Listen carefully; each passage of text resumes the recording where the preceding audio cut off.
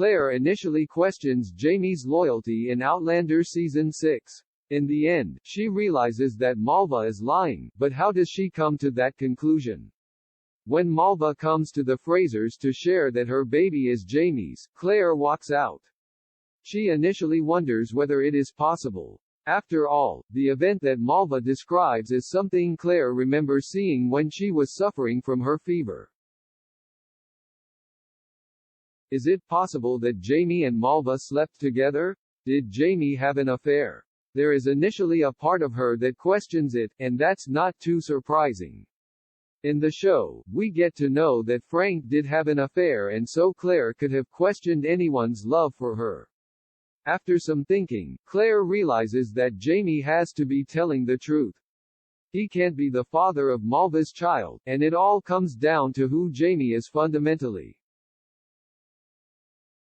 Claire explains it in Outlander Season 6. She knows that if there was any chance that Malva was telling the truth, he would admit it.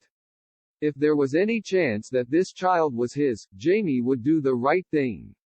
He would claim the child and make sure it was provided for. We'd already seen how Jamie is with children of his own. When it came to realizing the Willie was his own son, Jamie refused to turn his back on the boy. This boy had a loving family who was willing to look away from the truth.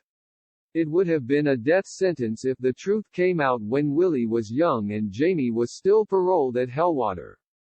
Jamie risked everything by not taking the pardon right away, but he wanted to see his son grow up as much as possible.